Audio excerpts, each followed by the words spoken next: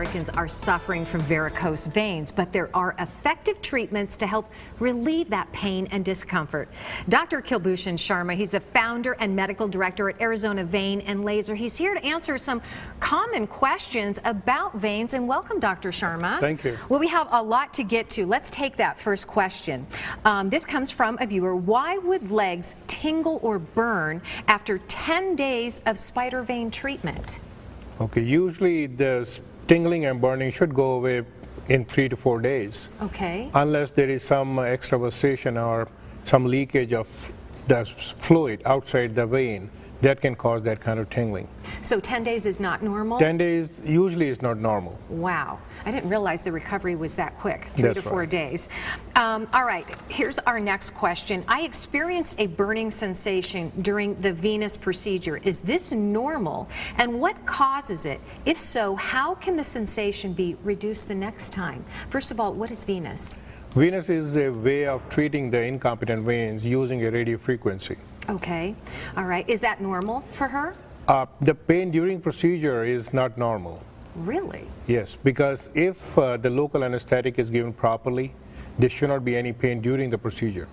So when she says reduce the sensation next time, what does she need to do? The anesthesia has to be given properly and has to be given enough so the patient doesn't feel any pain. Okay, all right, good to know. Is it normal to have a lot of pain and discomfort after 7 days of vein procedure? The inside of my legs sometimes hurt and they feel warm.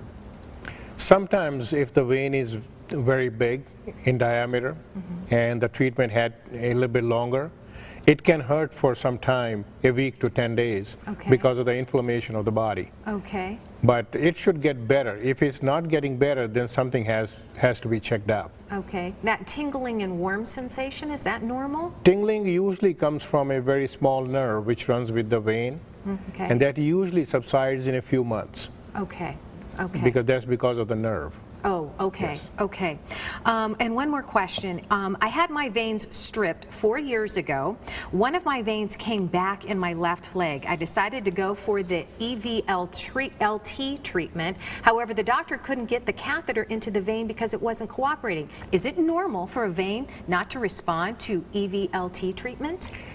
No, the recurrence rate in my treatment is almost 0. Really? Yes, using the EVLT, that's a laser treatment for incompetent veins.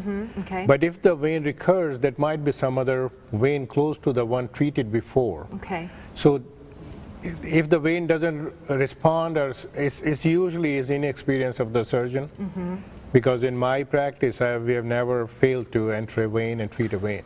And how long have you been in practice, Dr. Sharma? It's been almost 15 years now. Wow, wow. All right. Well, thank you so much. Good information. I know a lot of folks at home have contributed questions, and you might have more questions. Well, Arizona Vein and Laser is offering the first 20 callers a free vein screening. Some of this might sound familiar to you. So if you're thinking or you're experiencing symptoms of varicose veins, Dr. Sharma will answer your questions directly by email as well. All you have to do is send your inquiries to info@arizonavein-and-laser.com. Arizona Vein and Laser, they have 2 Valley locations. One is in Glendale. Their newest is in Avondale. To book an appointment for a consultation, you can call 602-298-5476, or you can visit them online at arizonavein-and-laser.com.